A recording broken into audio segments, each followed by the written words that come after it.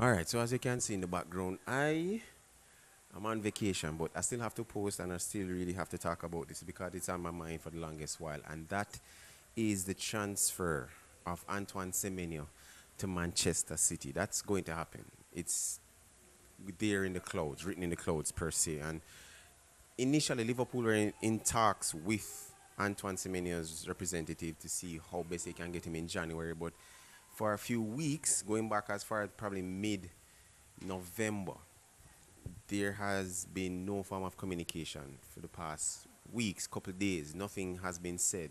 Now you had Manchester United who wanted to be a part of the transfer, looking to get him. You had Chelsea who made inquiries.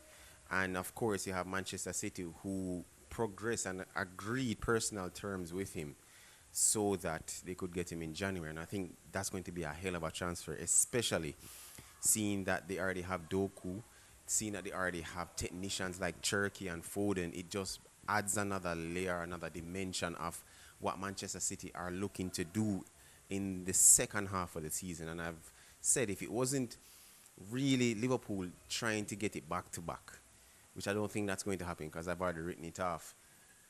And I said that Arsenal are pushing to be favourites, but really of a fact, Manchester City are really up and running and getting to that level where they once were. And that's a scary thing to know that they're able to play as good as they are now and can play even better and get Antoine Semenyo in their squad, which is absolutely crazy. But for me, really, I've said it. I said that Antoine Semenyo adds or raises the floor for Liverpool if he was to join.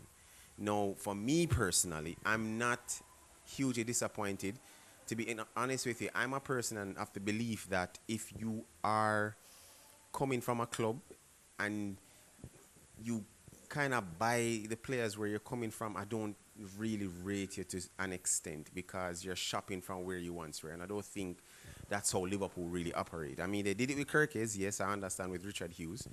But personally, I don't think getting Antoine Semenyo pushes Liverpool in a whole new dimension attacking wise.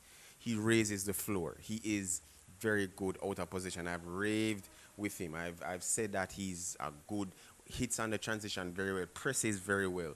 He shoots a ball with both feet. He's able to move the ball kind of easily.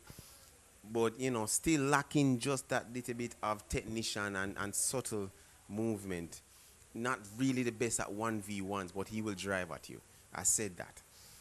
And even though Liverpool have lost out on him, I still think that their main target, for me personally, is now Bradley Barcola. Now, multiple reports says that Liverpool are interested in getting him. They're trying for January. Don't see that happening, so clearly it's going to be in summer. But no, Liverpool needs attacking depth, especially with Alexander Isak out for the rest of maybe 2-3 months. We don't know. And now your attacking depth now comes into question. So the real question is, who are the true targets that you're looking for, seeing that you missed out on Antoine Semenyo? I've seen one report saying that Karim Ademayo, forgive me if I said his name wrong, from Borussia Dortmund, 23-year-old German, who was initially linked to Liverpool when Jurgen Klopp was there.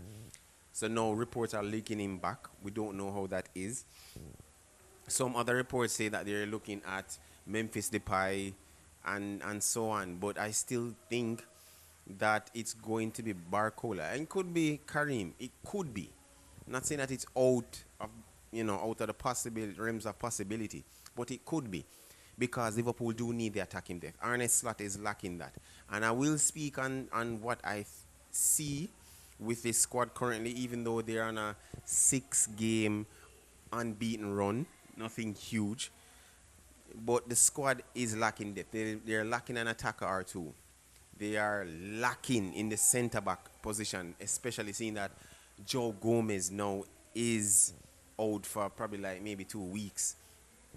So there isn't enough coverage in the defensive parts for Liverpool. And Mark Guehi, based on reports, is saying that he might stay. Now, what does that put? No, what does that happen? How does that happen, or how does that affect Liverpool to some extent? And truly, Arne Slot has his job on the line still. Nothing has changed. Nothing has changed as it pertains to Arne Slot and his job, and he could be facing a sack if certain criteria aren't met. Now, you guys can let me know in the comments what you think. Like, share, subscribe. Thank you for those who have subscribed. We are close. I think we're 3 away from 300 subscribers. And we just started in January. So I really want to appreciate you. I really want to say thank you. When you see this, Merry Christmas, Happy New Year to you and your family. And season's greetings and happy holidays to those. And let me know what you think in the comments. Like, share, subscribe. Until next time, guys.